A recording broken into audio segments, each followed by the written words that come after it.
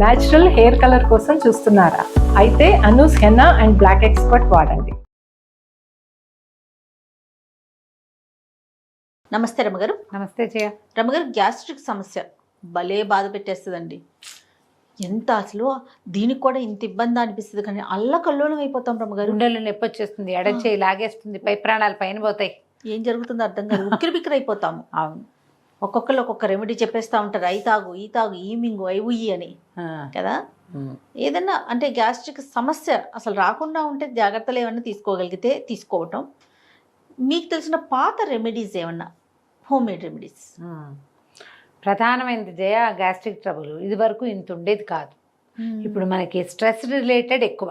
Stress, సమయం లేకపోవటం, ఏమంటారు అదే ఏమంటారు, వేళలు, భోజన వేళలు సరైనవి కాకపోవటం ఒకటి స్ట్రెస్, కాలాతిక్రమణ చేసిన భోజన వేళలు, తర్వాత ఏమో నానా రకాల ఫుడ్స్, ఎన్నో రకాలు విరుద్ధాహార భోజనాలు ఒక్కొక్కసారి, అవి కూడాను ఎప్పుడు వేళ తప్పి తినటం. మార్నింగ్ బ్రేక్ఫాస్ట్గా పొట్ట ఖాళీగా ఉండి ఉండి ఉండి ఉండి హెవీగా తింటాం. ఆ తినేటప్పుడు కూడా మితాహారం కాకుండా అమితాహారాలు. కొంత టైం గ్యాప్ ఇచ్చేసామంటే మళ్ళీ తినేటప్పుడు ఎక్కువ తినేస్తాము, అదొక ప్రాబ్లము. తర్వాత ఈ బజార్లలో రోడ్ల మీద తినడం, బాగా బయట ఫుడ్, అది పెద్ద కారణంగా ఉంటుంది. స్ట్రెస్ని మనం ఏం చేయలేం. మన ఉద్యోగపు వేళలను బట్టి మన భోజన వేళలు ఉంటాయి. తర్వాత అతి మసాలాలు, అతి కారాలు, యూజ్డ్ ఆయిల్స్, ఇవన్నీ బహుశా గ్యాస్ట్రిక్ ట్రబుల్కి కారణాలు అయి ఉండొచ్చు. ఇవేవి కాకుండా సహజంగానే వాళ్ళ ఒంటి తీరు ఏదో జీన్సో అవి కూడా అయితే అయి ఉండొచ్చు. చిన్న చిన్న హోమ్ రెమెడీస్ తోటి కొంత మనం సర్దుకోవచ్చు దీన్ని. ఇవాళ రేపు ఏంటంటే యాంటాసిడ్స్ విపరీతంగా కౌంటర్ టాప్ దొరికేస్తాయి జయ. కాస్త గ్యాస్ ఇష్యూ రాగానే వెంటనే కాస్త తేన్పులు వస్తున్నాయి, లేదా పై ప్రాణం పైన పోతున్నట్టుంది, గుండెలో పట్టేసింది, పొట్ట బిగించేసింది, అలా అనిపించగానే ఇమీడియట్గా యాంటాసిడ్ వేసేసుకుంటారు. ఏదో ఒక డైజిన్ లాంటివి ఇంట్లో దొరికే ఉంటుంటాయి, అందరిళ్లలో డైజిన్ సిగ్జాలు ఉంటాయి, పోసేయడం. తర్వాత ఈనో కలిపేసుకుని తాగేస్తూ ఉంటారు. ఈనో అయితే మరీ ఘోరంగా, సోడా తాగేవాళ్ళు, కోక్ తాగేవాళ్ళు, లిమ్కాలు తాగేవాళ్ళు బోల్డని కనిపిస్తాయి. ఇలాంటివి ఉన్నాయి జనరల్గా. హాట్ వాటర్ తాగేవాళ్ళు ఎంతమంది ఉన్నారు? చాలా తక్కువ రమ్మగారు. మనకు అసలు తాగాల్సింది అది. ఇది వైద్యం కాదు, తాత్కాలిక ఉపశమనం. రైట్. ఇవి తాగితే ఏమవుతుంది, కూల్ డ్రింక్స్ కానీ ఈనో కానీ తాగితే తేన్పు వచ్చేస్తుంది. ఏంటో మనకి ఫ్రీ అయిపోయిన ఫీలు, అది నిజంగా ఫ్రీ అవుతుందో అవదో తర్వాత తెలుసు. అదే, కానీ ఇప్పుడు దానివల్ల మనకి శరీరానికి జరిగే చెడేమిటన్నది మనకు కనపడుతోందా? అసలు ఆలోచించాం. లాంగ్ రన్ లో యాంటాసిడ్లు అవి కూడా ప్రమాదకారులుగా పరిణమించవచ్చు కదా, ఈనో లాంటివి కూడా. అవును కదా. కార్బనైజ్డ్ డ్రింక్స్ అవి తాగటం వల్ల ఏవి, ఇప్పుడు మన కోక్ లాంటివి, లిమ్కా లాంటివి, సోడా తాగిన ఎముకలకి మంచిది కాదు కదా. దానివల్ల రావాల్సిన సైడ్ ఎఫెక్ట్ ఖచ్చితంగా వస్తుంది. ఏ సైడ్ ఎఫెక్ట్ లేనివి, ఏదైనా ఎఫెక్ట్ ఉంటే అది గుడ్ ఎఫెక్టే అయ్యే వాటిని ఎందుకు ట్రై చేయకూడదు? 100% అండి. యాంటాసిడ్లు వాడకండి, నా సిన్సియర్ అడ్వైజ్ మాత్రం అది. హాట్ వాటర్ అంటారా? హాట్ వాటర్ తాగండి. ఒకటి, భోజనము ఒక ముద్ద తక్కువ తినటం అలవాటు చేసుకోండి. సాధ్యమైనంత వేళలు పాటించండి. స్ట్రెస్ మేనేజ్మెంట్ చెయ్యండి. ఇవన్నీ చేయలేమంటావు నువ్వు. చెయ్యాలి, మరి చెయ్యాలి. మసాలాలు, కారాలు అవి తగ్గించండి. నేనైతే కొన్ని పార్టీస్లో కొంతమంది ఫ్రెండ్స్ ఇళ్ళలో కూడా చూస్తా, బిర్యానీ చేస్తారు జయ, ఆ మొత్తం ఉన్న అన్ని రకాల మసాలాలు పోస్తారు జయ, ఘాటుగా ఉండాలట బిర్యానీ. నిజంగా తినే వాళ్ళకి చెమట్లు పడి, నేను ఒక్క స్పూన్ తిన్నా 2-3 గంటల దాకా నాకు ఉక్కపోస్తున్నట్టే ఉంటుంది. మామూలుగానే మీకు కారం తగిలితే ఎక్కిళ్ళు వస్తాయి. అయినా నేను కారం తింటాను. మొదట ఏదైనా నెయ్యి అన్నం తినాలి అంతే. నేను కారం తింటాను, తినకపోవటం కాదు, అది డ్రైగా ఉంటుంది గొంతు నాకు, అందుకని ఎక్కిళ్ళు వచ్చేస్తాయి. ఆయిల్, నెయ్యి కావాలి. దీంట్లో ఈ మసాలాలు, ఇన్ని మిరియాలు, స్టార్ అనీసు, ఏలక్కాయలు, లవంగాలు, జీలకర్ర, జాజికాయ, జాపత్రి, ఇంకా ఏమిటో పెద్ద ఏలక్కాయలు, ఇవి కాకుండా ఇంత పొడి, అవన్నీ రుబ్బి పోసి గసగసాలు ఘాటుగా ఒక స్పూన్ తినేసరికి చెమటలు పట్టేయాలి. అలాగే ఉండాలి. దీంతో పాటు కోక్ ఉండాలట.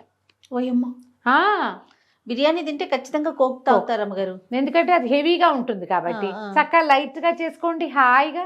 లైట్గా ఎందుకు చేసుకోకూడదు? అవును, అదే కరెక్టు అని ఎందుకు అనుకుంటాం? ఇది అలవాటు చేసుకుని ఇది కూడా కరెక్టే. జనం అంతా ఇదే తింటుంటే వాళ్ళు కూడా ఇలాగే చేస్తారు, అంతే కదా. అతిగా తినటం వల్ల మనకు పైగా ఇంత మసాలాదారు దట్టించిన వ్యవహారాన్ని మనం ఇన్ టైం భోజన వేళలు కాకుండా వేళ తప్పించి 4 గంటల వేళ రాత్రి 12 గంటల వేళ తిన్నామంటే అంతే కదా. మన కర్మకి మిడ్ నైట్ బిర్యానీ బిర్యానీ రమ్మంటారు వాళ్ళు. కూడా అవి ఉన్నాయి తెలుసండి. 4 AM బిర్యానీ, 6 AM బిర్యానీ అనుకుంటూ. తర్వాత మీ ఆరోగ్యానికి వాడెవ్వడు గ్యారంటీ ఇవ్వడు నాయన. మీ బతుకు మీరే బతకాలి, మీ పొట్టలో మంటని మీరే మోసుకోవాలి, మీరే మందులు వేసుకోవాలి. ఏదైనా తప్పి తగిలి మన కర్మగాలి పెద్ద జబ్బు వచ్చిందంటే బతుకంతా తిండికి వటించి ఉండాలి, ఏమీ తినకుండా. ఎందుకు చింకోవాలా? కంటి నొప్పో పంటి నొప్పో అంటే పైకి వాపు కనిపిస్తుంది, ఈ కడుపులో మంటకి సమస్యకి కనిపించదు, చెప్పలేము. ఈ మంట, ఈ గాలి, పొట్టలో కదులుతున్న గాలి ఎంత ఇబ్బంది పెడతాయి. ఎంత గాలి ఎంత అవసరమో అంత అనవసరం కూడా, ఉక్కిరి బిక్కిరి చేసేస్తుంది. బేసిక్ రూల్స్ కొన్ని పెట్టుకోవాలి చేయ. వేళ పట్టున ఆహారము, సాధ్యమైనంత ఇంటి భోజనం, సాధ్యమైనంత సాత్విక ఆహారం, అన్నిటికీ సాధ్యమైనంత రాసుకోవాలి. ప్రధానికి అదే అప్లికేషన్. మీరు భోజనం హెవీగా అయితే ఒక గ్లాసెడ్ వేడి నీళ్ళలో కొంచెం నిమ్మరసం, చిటికెడు ఉప్పు వేసుకుని తీసుకోండి. నిమ్మరసం వల్ల ఏమవుతుంది, మన ఫుడ్లో ఉన్నటువంటి ఐరన్ కంటెంట్ ఏమైనా ఉంటే ఫుడ్లో పదార్థాలు ఐరన్ ఒంటికి పట్టిస్తుంది. కొంచెం పొట్టకి తేలిగ్గా ఉంటుంది, మెల్లిగా డైజెస్టివ్ సిస్టమ్ స్పీడప్ అయ్యి చకచకా వెళ్ళిపోతుంది పొట్టలోంచి కిందకి. ఆల్రెడీ అది వేడెక్కుంటుంది. ఇంకా వేడి నీళ్లు కొంచెం మరి చాలా అన్ని తాగకండి, కొద్దిగా తాగండి, కొంచెం తాగండి. తర్వాత ఆయుర్వేదిక్ వస్తువులు కొన్ని హింగ్వాష్టకం అని, భాస్కర్ లవణం అని ఇలాంటివి దొరుకుతాయి, అవి తీసుకోవచ్చు మనం. హింగ్వాష్టకం చాలా హాయిగా ఉంటుంది. తర్వాత ఏం చేయొచ్చు మనము, చిన్న అల్లం వాటర్ తాగొచ్చు. అల్లం భావన చేయటం అంటే నిమ్మరసంలో అల్లము జీలకర్ర కొంచెం నానబెట్టి ఎండబెడతారు. జీలకర్ర బాగుంటుంది, అల్లము బాగుంటుంది.